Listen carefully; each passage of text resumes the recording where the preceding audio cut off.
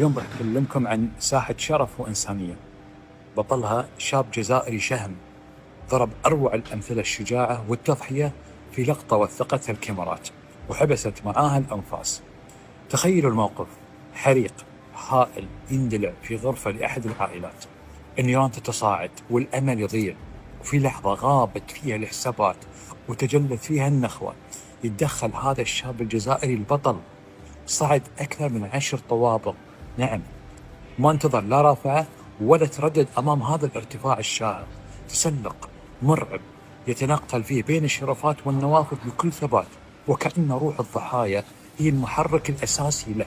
في الطابق الأخير، الطابق الحاسم، هناك النيران اللي كانت تحاصر العائلة، وصل هذا البطل في توقيت لا يقبل الخطأ، وفي لحظة فيها هذا الشاب غير فيها مجرى القدر بإذن الله.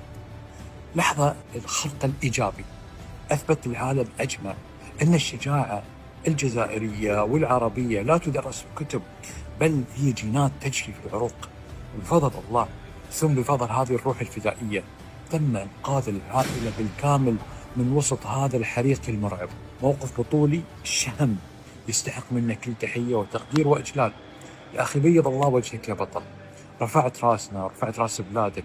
هذا هو المواطن العربي اللي نفخر به في كل مكان وزمان، والحمد لله على سلامة هذه العائلة، واللهم لك الحمد على كل